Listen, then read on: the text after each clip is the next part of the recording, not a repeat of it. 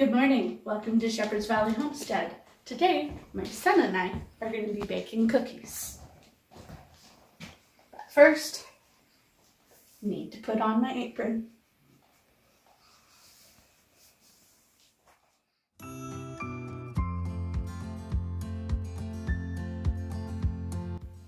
And in today's video, we're going to be using this cookbook. This is a reproduction of a 1963 cookbook that my mom had for years. Alright, so the first cookies on the agenda today are molasses crinkles. They are out of the Betty Crocker cookie book, and they are what you can call Depression era cookies. There's history here. Cookies banished Depression blues. After the stock market crash, money was scarce and families enjoyed simple pleasures like reading aloud, taking nature hikes, and visiting friends. All occasions for chewy, hearty cookies like these. So, the first item in the recipe is 3/4 of a cup soft shortening. So, this is the shortening we use. Good, that's the English side. This is the shortening I use for my cookies because it's kind of a half and half. It's got butter and it's got vegetable shortening in it. And it just makes really good cookies. Okay, the next ingredient is 1 cup of packed brown sugar. So,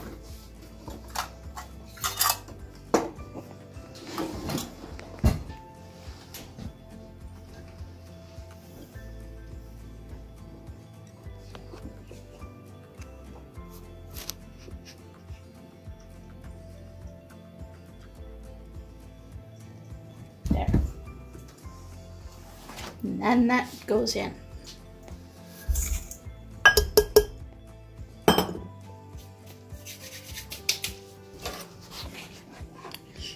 So why'd you have to pack it? It's mainly because the recipe says, and it's just, it makes it better. I'm actually, you know what, I'm not 100% sure why it's packed. It just says it had to be packed, so I packed it. And now I'm going to grab an egg from over here. These are all the eggs that our chickens have laid in the last week. So. And the bottom 3 are full? Yes, the bottom 3 crates are full of 30 eggs apiece, and we're working on the top. There we go.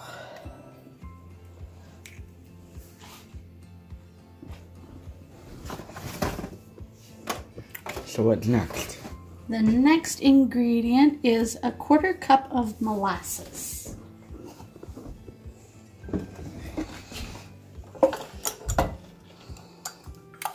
Now, some people use blackstrap molasses. I sometimes do that as well. But I find this is a better tasting one for me. And I use it in multiple recipes. So.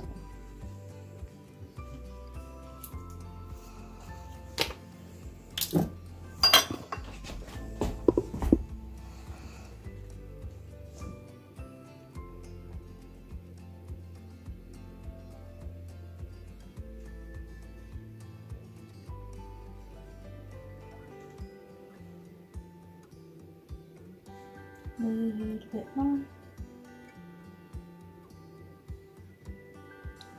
Molasses a flow. Come on. There you go. There you go.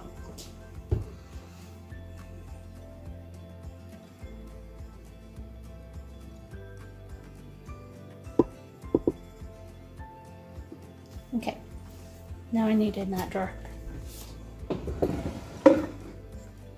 And now we need some... Not yet. It says here at the beginning of the method, this is where they put the method on how to make the recipe. Yeah, I just edited this out. Okay. This says, mix shortening, sugar, egg, and molasses thoroughly. So, once I get the rest of the molasses out of this, I'll attach this to the mixer and then turn it on. Okay.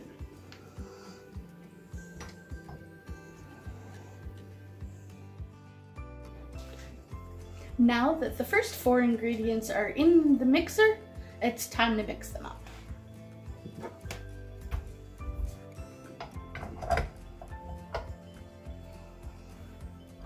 And don't forget to lift.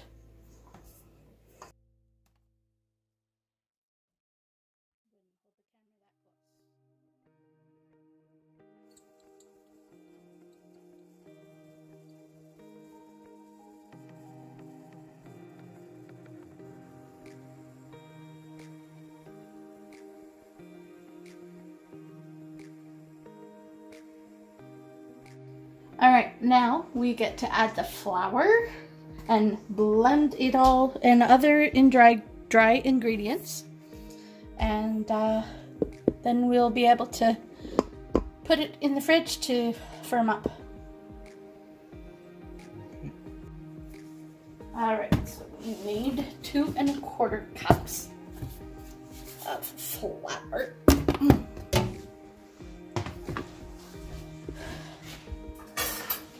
And that is just regular all-purpose flour.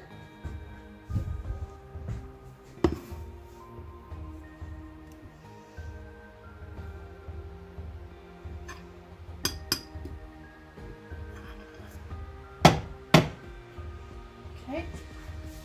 So put that down so this will sit in there. Okay. That's 1 cup.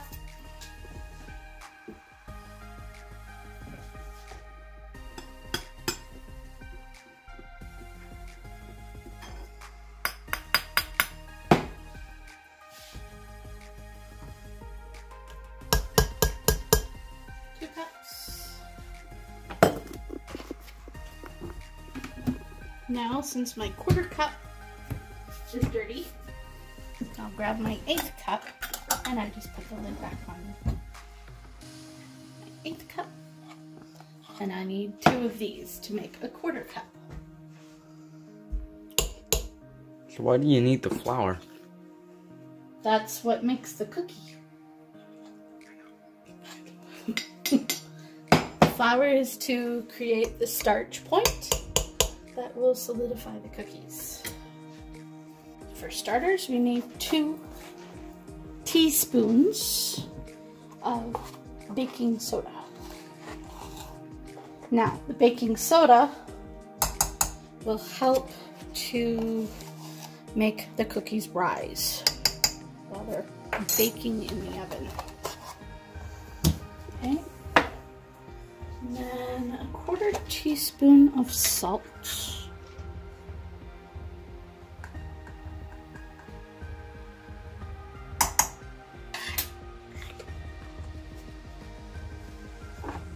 And 1/2 teaspoon of cloves. Oh.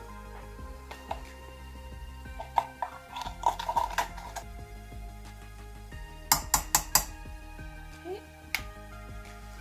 Then now 1 teaspoon of cinnamon.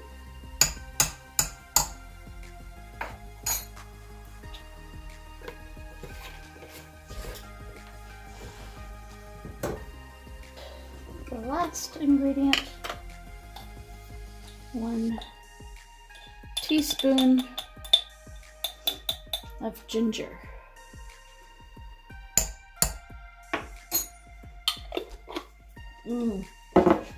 It smells good already.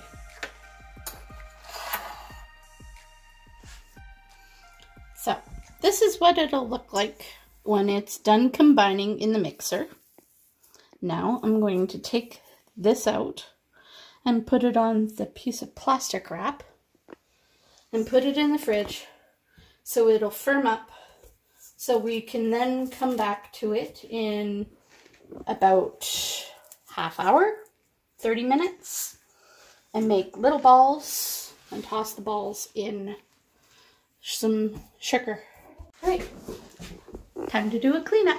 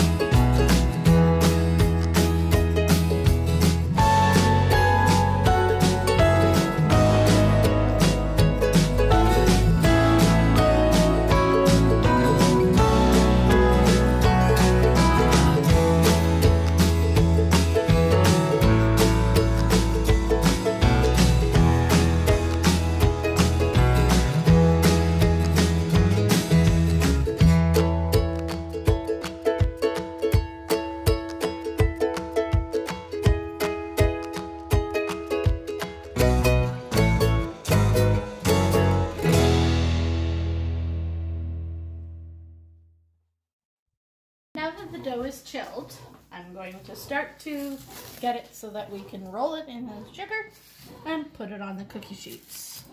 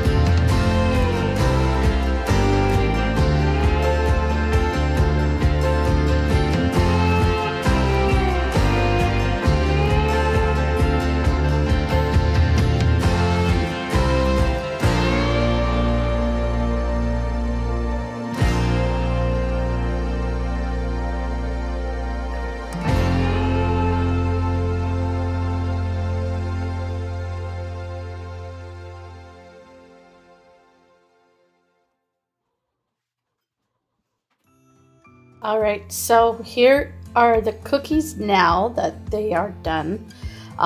They go into an oven that is 375 for 10 minutes. They are, let's see, they're not really flat. Ooh, let's see if that'll focus. There we go. They're not super flat. They're really soft in the center, which is really good. My family is very picky. They like soft cookies. But as you can see, there's quite a few missing.